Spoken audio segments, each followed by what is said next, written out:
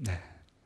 이번 주가 이제 종교개혁 주간이 되는 주간입니다. 저희 종신 신대원도 화요일부터 종교개혁 주간을 갖습니다. 어떤 말씀을 나눌까 하다가 종교개혁을 생각하다라는 제목을 가지고 오늘 본문을 택하게 되었습니다. 올해는 종교개혁이 일어난 지 499년이 되는 해입니다. 그러니까 정확히 1517년에 독일의 비텐베르그부터 시작해서 스위스로, 그리고 네덜란드와 스코틀랜드로, 프랑스와 독일로, 전 세계로 종교개혁 정신이 확산되어 갔던 것을 우리는 알고 있습니다. 학자들은 지난 2000년의 역사 가운데 가장 인간 역사 전체를 획기적으로 바꾸어 놓은 사건이 무엇이냐라고 할 때 대다수의 일반 역사가들조차 종교개혁을 꼽습니다. 왜냐하면 1000년 동안 지속되어 온 중세의 그런 가톨릭적이고 봉건적인 사회 전체가 비단 개인과 교회뿐만이 아니라 그 사회 전체가 송두리째 새로운 패러다임으로 바뀌어 갔던 시대이기 때문입니다. 저는 그래서 오늘 같이 교독했던 출애굽기 1장을 중심으로 종교개혁 정신의 본질을 같이 나누어 보기를 원합니다. 하나님께서는 인간 역사의 순간순간 개입을 하십니다. 그 가운데 가장 선명하게 인간의 역사 가운데 하나님의 일하심이 드러난 것이 무엇이냐라고 제게 묻는다면 저는 그 중에 하나를 출애굽 사건을 들고 싶습니다. 정말 하나님께서 이스라엘 백성이 가나안에서 애굽에서 고통과 신음에 빠져 있을 때 하나님께서는 그들을 가나안으로 인도해 가신 놀라운 사건입니다. 구속의 가장 대표적인 그런 내용이 되죠. 그런데 이스라엘 백성들이 애굽에 가게 된 그 원인은 사실은 요셉에부터 시작이 됩니다. 이스라엘 지역 팔레스타인에 큰 기근이 들 것이기 때문에 하나님께서는 그들의 백성을 지키시고 보호하기 위해서 미리 요셉을 애굽에 보내셨죠. 여러분 잘 아시는 요셉의 이야기입니다. 그런데 그 과정에서 보면, 요셉의 입장에서 보면 참 고통스러운 일 아니겠습니까? 그러나 하나님은 그 모든 과정을 통해서 요셉을 애굽의 총리가 되게 하셨고, 그리고 요셉의 도움으로 그의 아버지 야곱과 요셉의 형님들, 온 가족들이 애굽에 도착을 하게 되어서 이제 번창하게 되고 그 기근 중에도 잘 살아갈 수 있게 된 것입니다. 근데 문제는 요셉을 알지 못하는 왕이 나타나게 됐습니다. 애굽의 바로가. 그러면서 그 애굽의 바로의 입장에서 볼 때 히브리인들은 눈의 가시와도 같은 존재죠. 막 번창하게 되는데 위협이 되기도 하고, 그래서 그들을 비돔과 라암셋을 건축하는데 강제로 동원해서 학대를 하게 되는 것입니다. 오늘 우리가 같이 읽었던 출애굽 1장의 배경이 되는 내용이 바로 이런 내용입니다. 그런데 오늘 잘 본문을 보실 때 여러분 주의할 것은 과연 이 문장들의 주어가 누구이냐라는 것이 중요합니다. 자세히 보시면 15절과 16절 문장의 그 내용의 주어는 애굽의 왕입니다. 바로죠. 그리고 17절의 주어는 히브리 산파입니다. 다시 18절의 주어는 이집트의 왕이고요. 마지막으로 19절의 주어는 다시 산파입니다. 그러니까 여러분 쉽게 말씀을 드리면 요새 여러분 스마트폰이나 핸드폰으로 문자를 보내죠. 카카오톡이라든지 이런 걸 생각하시면 됩니다. 먼저 바로가 얘기하고 히브리 산파가 말하고 또 바로가 말하고 히브리 산파가 말하는 두 번에 걸친 아주 흥미진진한 대화의 내용이 오늘의 내용입니다. 먼저 15절에서 애굽의 왕이 히브리 산파들을 불렀습니다. 애굽은 이집트를 말하죠. 이 이집트는 유명한 피라미드를 건축하고 스핑크스를 세울 수 있을 정도로 정말 당시 전 세계 최고의 강력한 국가였습니다. 그런데 그 애굽의 왕이 자신의 나라의 노예 신분이었던 히브리 사람을, 그것도 여인을, 산파니까 뭐 고위직은 아니겠죠, 그 여인들을 불러서 말하고 있습니다. 사실 정확히 보자면 이 대화 자체가 성립되기 어려운 상황이에요. 바로와 히브리 노예들의, 산파들의 대화입니다.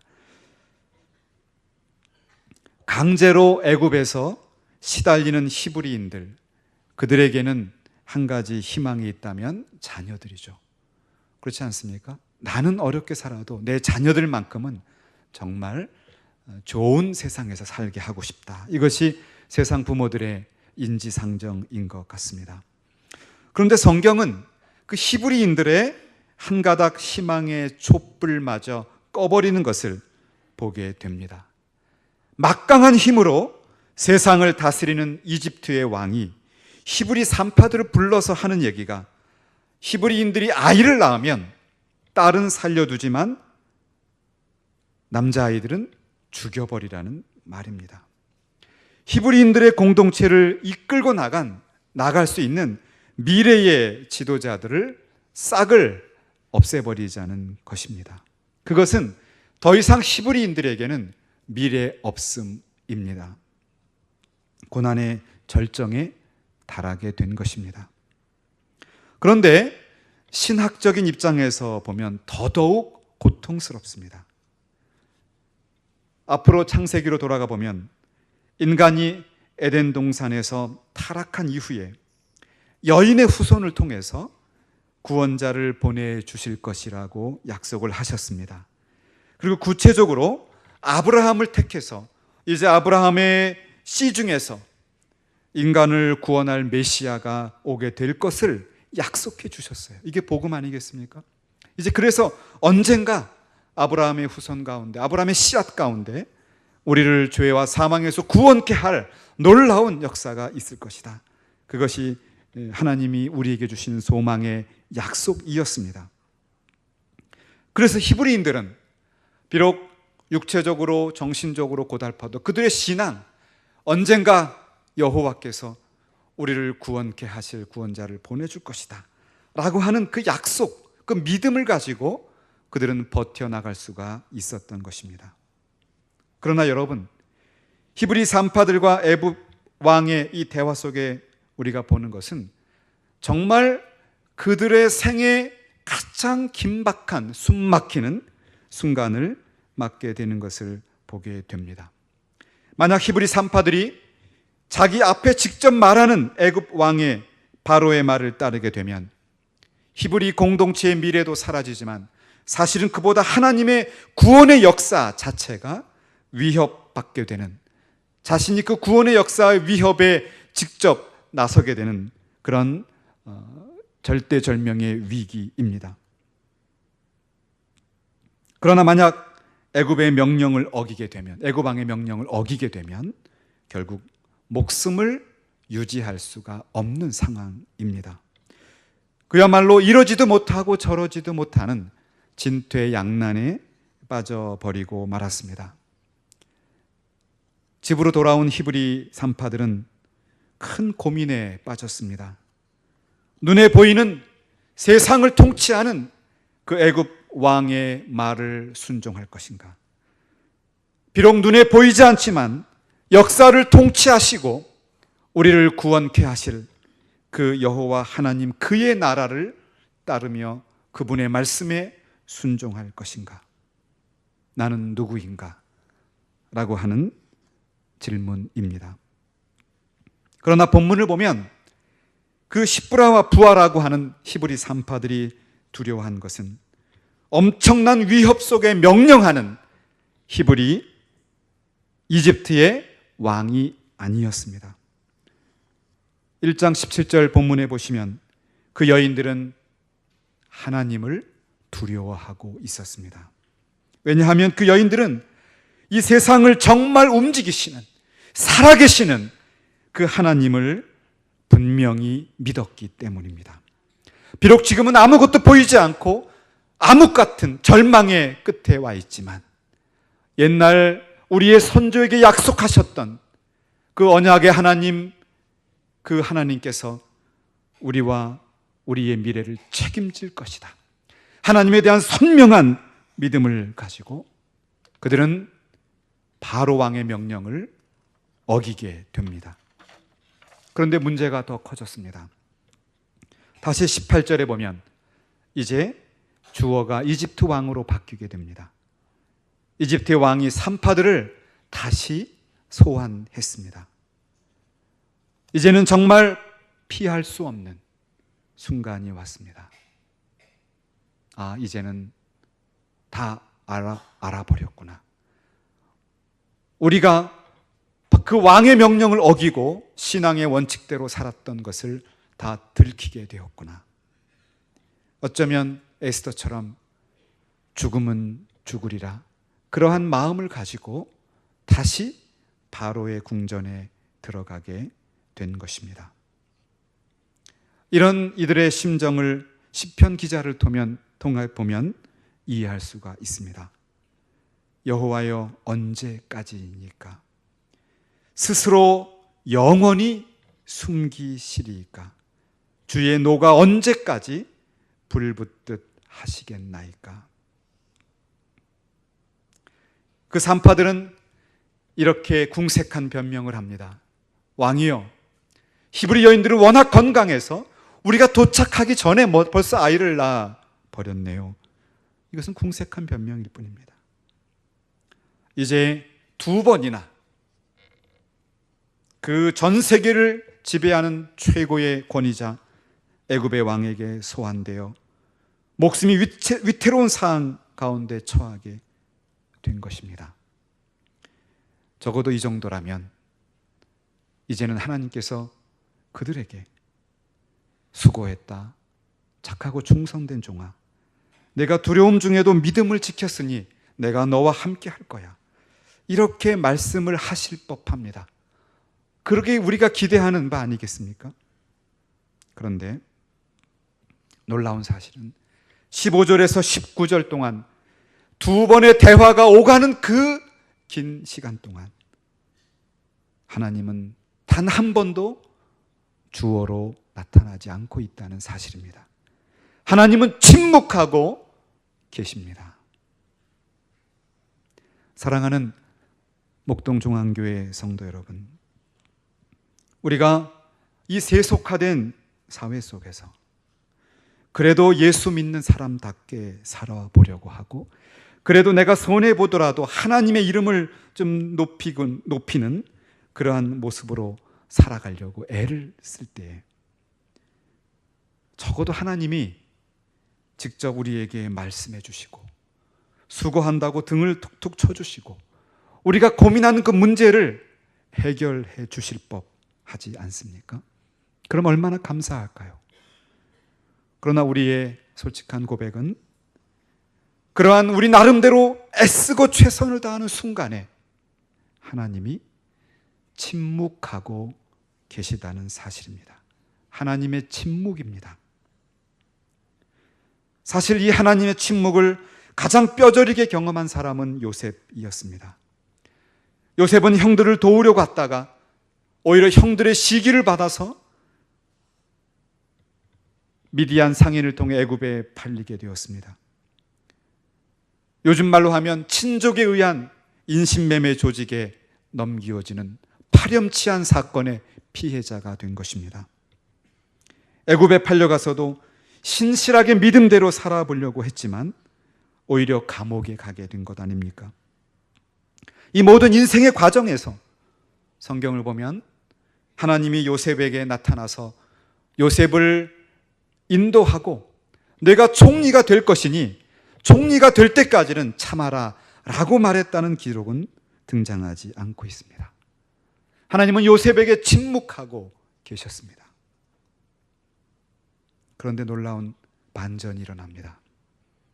창세기 45장에서 요셉이 형들 앞에서 큰 소리를 울면서 고백합니다. 이제 형들이 자기를 못 알아봤을 때 자기가 누구인지를 밝히면서 커밍아웃 하면서 하는 이야기입니다. 형님들이여, 나를 이리로 보낸 이들은 형님이 아니라 하나님이십니다. 하나님이시라는 겁니다. 이 말은 놀라운 해석이 뒤따르는 것입니다. 형님들이 나를 애굽의 상인에게, 미디안 상인에게 팔았습니다. 그것도 하나님이 하신 것입니다. 보디발의 아내가 요셉을 감옥에 넣었습니다. 그것도 하나님이 하신 것입니다. 하나님은 침묵하고 계셨지만, 아무 말씀을 하지 아니하셨지만, 하나님의 아젠다에 의해서 하나님은 부지런히 일하고 계셨습니다. 사랑하는 성도 여러분, 하나님의 침묵은 하나님의 부재가 아닙니다. 하나님의 침묵은 하나님의 일하심의 한 과정입니다. 그러한 믿음으로 이 세속된 사회 속에서 하나님의 말씀을 붙잡고 주의 몸된 교회를 신실하게 세워가시는 하나님의 백성들 되시기를 축원합니다. 예수님의 십자가를 생각해 보아도 그렇습니다. 얼마나 고통스럽고 고독했으면 예수님은 아버지에게 왜 나를 버리시냐고 그렇게 절규하셨습니다. 이것은 인성으로 오신 예수의 입장에서 본다면 정말 견딜 수 없는 고통과 고독이 있었다는 사실입니다. 하나님이 자신의 능력으로 사랑하는 아들 예수의 고통을 당장 제거할 능력이 없으셨겠습니까? 그러나 하나님은 십자가에서 죽어가는 그 아들 앞에서 철저하게 침묵하셨습니다. 하나님의 부재입니까? 아닙니다. 그 하나님의 침묵 속에 예수의 인성은 죽어가셨지만, 그러나 다시 죽음에서 부활하셔서 부활의 첫 열매가 되어서 우리의 소망이 되고 우리 인류의 구원자가 될 수가 있었습니다. 어떻습니까, 여러분? 하나님의 침묵은 하나님의 일하심의 한 과정이었습니다. 사랑하는 목동중앙교회 성도 여러분, 최근 한국은 역대 어느 때보다 사회적 불안 심리가 큰 것 같습니다. 북한이 장거리 탄도 미사일 능력을 갖춘 핵무기 국가로 인정받고 싶어서 아주 난리입니다. 세계가 다 흉흉합니다. 이 북핵 위협뿐 아니라 우리 한반도의 사드 배치 문제로 주변의 강대국 중국과 미국, 그리고 일본과 러시아 등 강대국 간의 갈등까지 첨예하게 드러나고 있습니다. 그 중간에 끼어 있는 것이 작은 나라 우리 한국입니다. 게다가 조선 사업 위기를 비롯해서 최근에 한국의 그 스마트폰 시장도 많이 어려움을 겪고 있는 것 같습니다. 애플을 따라가자니 어려워지고 있고, 중국에서 치고 올라오는데 끼어 있는, 샌드위치 되고 있는 그런 상황입니다. 많은 사람들이 어려운 시기라고 말하고 있습니다. 그래도 가정이 희망이다 생각을 할 수 있습니다만은 이 가족 또한 위기를 맞고 있습니다. 결혼보다 내 삶을 택하는 20, 30대, 결혼 정년기를 넘긴 남녀들, 또 기러기 아빠, 돌싱, 홀로 된 노인분들 등등, 우리 한국 사회에서 전체 가구의 25%가 1인 가구라고 하는 그런 연구 보고를 제가 읽었습니다. 프랑스가 고령화 사회에서 전체 인구의 20%가 고령 인구 사회인 초고령 사회로 진입하는데 155년이 걸렸다는 겁니다. 우리 한국은 뭐든지 빨리빨리예요. 프랑스가 155년 걸린 이런 일이 한국에서는 26년 만에 이루어졌다고 해요. 이렇게 세계에서도 빠른 속도로 진행되는 출산율 감소, 고령화, 이제 한국 안에 미래에 대한 불안 심리가 고조되고 있습니다.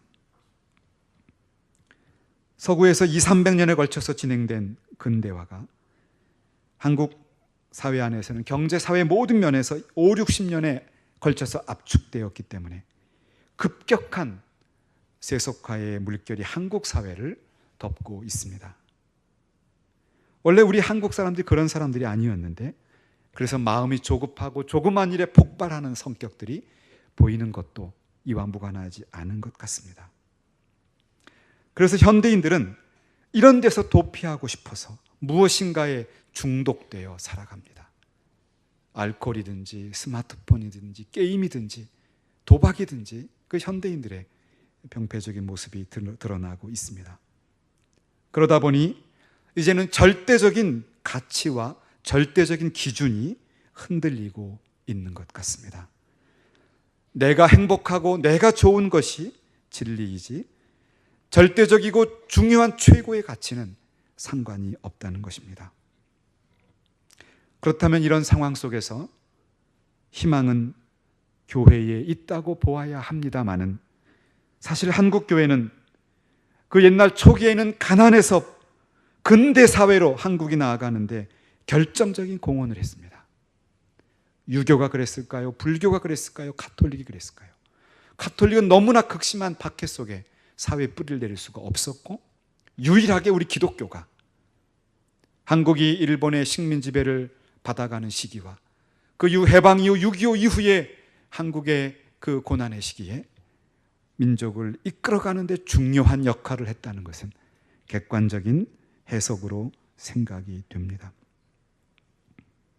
그런데 이러한 한국 교회가 이런 한국 사회의 급변하는 흐름과 얼마나 구별되어서 세상의 희망과 빛을 비추고 있는가, 여기에 대해서 우리의 고민이 있는 것 같습니다. 이때 우리는 16세기 유럽의 종교개혁 시대를 돌아보게 되는 것입니다. 유럽의 중세는 1000년 동안 지속되어 온 사회였습니다. 아주 공고한 사회였습니다. 그런 중세의 근원적인 도전이 생겨났는데, 그것은 바로 로마 가톨릭 중심으로 전 우주가 돌아간다는 생각을 갖고 있었는데, 그게 아니라 태양을 중심으로 지구가 돈다고 하는 지동설이 주장이 되었습니다.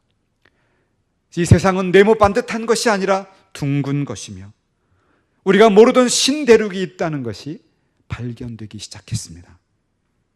유럽 사람들은 멘붕에 빠지기 시작했습니다. 그런데 당시에 구시대의 그 로마 가톨릭을 절대적으로 후원하던 유럽의 강대국들은 성경적인 신앙으로 돌아가려고 했던 우리의 개혁주의자들을 아주 가혹하게 박해했습니다. 특히나 네덜란드 남부와 프랑스 이런 지역에서는 수만 명이 화형을 당하기도 했습니다. 그 시대는 과거와는 전혀 다른 패러다임으로 근대 사회가 진행되는 급변하는 시기였습니다. 게다가 전염병은 만연하고 있었고 이슬람이 동과 서에서 압력을 가해오고 있었습니다. 그러한 시기에 중세인들은 성경에서 가르치는 하나님이 아니라 그들이 믿고 있었던, 그들이 믿고 싶은, 그들이 의지하고 싶은 그 어떤 대상을 만들어서 신앙을 갖게 됩니다. 참된 복음의 능력과 그리스도인의 삶이 아니라 미신과 우상숭배와 같은 그런 구체제의 모순 속에서 중세 말에 혼란이 가중되고 있었습니다. 그럴 때 질문이 생긴 겁니다. 무엇이 참된 믿음일까? 우리는 어떻게 구원을 받을 수 있을까? 급변하는 세계 속에서도 변하지 않는 그 진리가 무엇일까? 교회란 무엇일까? 우리가 살고 있는 이 사회와 국가는 어떤 곳일까? 모든 것에 대한 본질적인 질문이 제기되었던 것입니다. 이것이 종교개혁입니다. 우리가 지금까지 살펴보았던 십부라와 부하라고 하는 히브리 산파들, 그들도 그러한 상황이었다고 생각합니다. 그래도 나름대로 아브라함의 언약, 아브라함에게 주셨던 그 믿음의 유산을 가지고 살아가려고 몸부림치지만 그들 앞에는 엄습하는 두려움, 그리고 세상의 권력의 압박, 그들의 신앙을 지켜나가는 것조차가 원천적으로 불가능해 보이는 상황. 세속화된 애굽 사회 속에서 너무나 미약한 자신들의 모습을 보면서 하나님은 지금 어디 계십니까? 하나님은 왜 일하고 계시지 않습니까? 절규하는 듯한 그 모습을 보게 됩니다.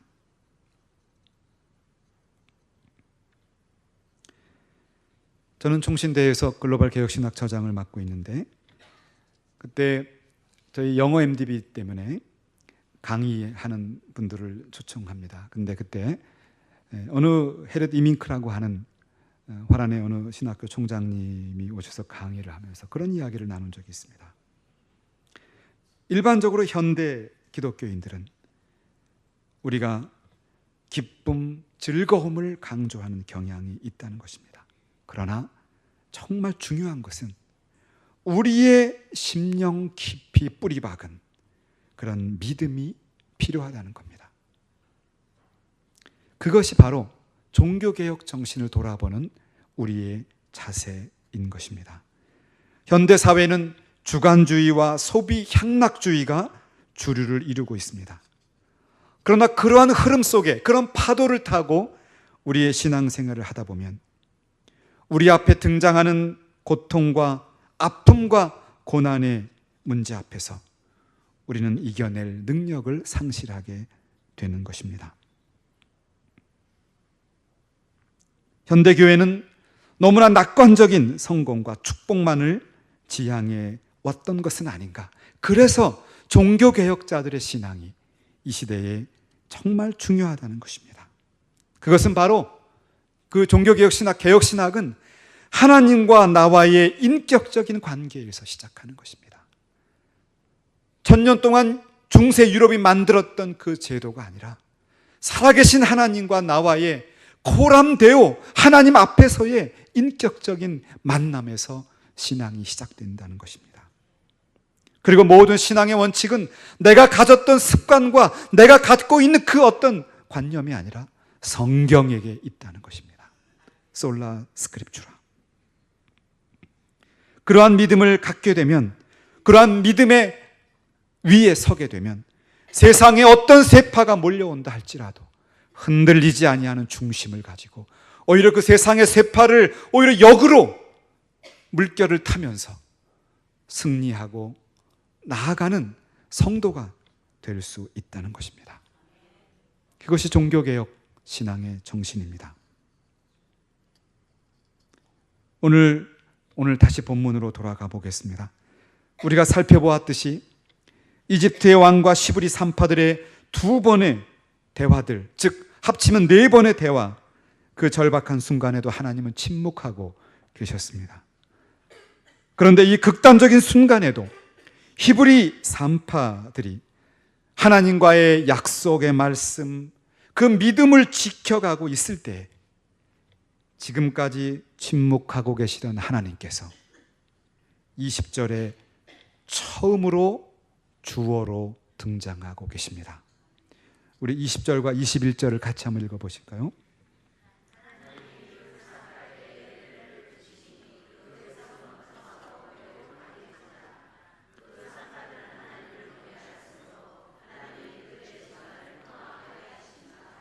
아멘. 여기서 우리가 주목할 것이 있습니다. 아주 중요한 사실입니다. 그 백성이 번성하고 강해져서 그들이 하나님을 경외한 것이 아닙니다. 순서가 바뀌어 있습니다. 산파들이 하나님을 경외하였으므로 그 집안을 흥왕케 하셨습니다.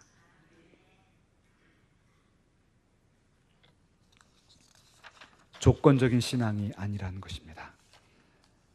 오늘날 현대의 물질주의적인 신앙은 하나님이 나에게 은혜를 주시면 내가 주를 위해 헌신하겠습니다. 하나님이 우리 자녀에게 축복을 주시면 내가 교회에 충성하겠습니다. 하나님이 내 사업에 축복해 주시면 내가 주를 위해 살겠습니다. 이것은 공로주의 신학입니다.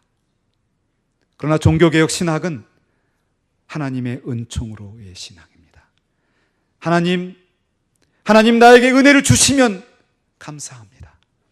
눈에 보이는 당장에 축복이 없다 할지라도 하나님의 말씀 붙잡고 순종하며 살아가겠습니다. 이것이 종교개혁의 신앙이었습니다.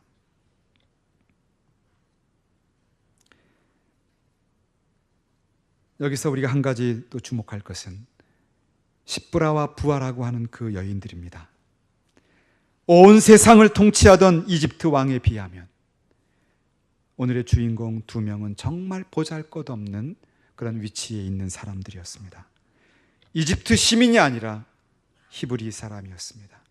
힘이 있는 남자가 아니라 당대에는 당당한 대우를 받지 못했던 연약한 여자들이었습니다. 고위직에 있는 부인네들이 아니라 평범 그 이하의 산파들이었습니다. 그러나 그들은 여호와 하나님을 경외하는 사람들이었습니다. 그 옛날 아브라함에게 주셨던 그 믿음의 말씀을 붙잡고 순종하며 살아가는 사람들이었습니다. 하나님은 하나님의 나라를 세우기 위해서 바벨론과 이집트 같은 힘 있는 나라를 택하지 않으셨어요. 상한 갈대와 같았고 꺼져가는 심지와 같았던 이스라엘, 그래서 수없는 고통을 겪었던 그 민족, 그들을 택해서 하나님의 나라를 이루어 가셨습니다. 저는 어쩌면 이 이스라엘 민족이 우리 한국과 비슷하다고 생각이 됩니다. 이스라엘, 팔레스타인을 지역을 놓고 동쪽에는 바벨론과 아수르, 남쪽에는 이집트, 그리고 서쪽과 북쪽에는 마게도니아와 그리스와 로마, 전 세계 강국들이 이스라엘을 둘러싸고 있었습니다. 그 가운데 그들이 할 수 있는 것은 여호와 하나님에 대한 믿음을 지켜가는 것이었습니다. 하나님은 그들의 그 믿음을 그냥 두지 않으셨습니다. 하나님의 약속대로 그들을 지키셨어요. 오늘날 우리 한국을 위협하는 북한의 위협, 핵의 위협들, 그리고 그 문제를 둘러싸고 미국과 중국과 러시아와 일본, 세계 최강국들이 한반도에서 대리전을 치르고 있는 이 절박한 순간에도 우리는 여호와 하나님으로 인하여 소망이 있는 줄로 믿습니다. 하나님은 상천하지 하나님이요 온 우주를 다스리시는 하나님이십니다. 한민족이 옛날 그 어려운 100년 전에도 믿음을 지켜갔을 때 일본의 식민 지배와 6.25 전쟁 중에도 이 민족을 지키셨던 것처럼 우리가 여호와 하나님에 대한 절대적인 신앙과 순종의 삶을 살아갈 때 하나님은 우리 민족을 흥왕케 하시고 은혜를 베푸실 줄로 믿습니다. 말씀을 정리하겠습니다. 사랑하는 목동중앙교회 성도 여러분, 이 세상에 복잡하고 혼란하고 두려운 상황 가운데서도 세속의 힘과 권세가 아니라 하나님께서, 여호와께서 세상을 다스리십니다. 그것이 우리의 믿음입니다. 하나님을 바라보십시다. 순간순간 하나님은 침묵하시는 것 같았지만 아닙니다. 하나님은 더 놀라운 계획으로, 더 깜짝 놀라운 서프라이즈를 가지고 하나님의 일을 하고 계신 겁니다. 믿음으로 기다리십시다.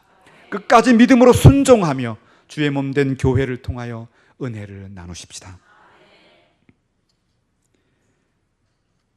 정치, 경제, 사회적으로 큰 위기를 겪고 있는 이 민족이 하나님을 경외하게 될 때 하나님은 오히려 우리를 통해 통일된 한반도가 전 세계에 복음을 전하는 그런 세계 선교의 허브가 될 줄로 믿습니다.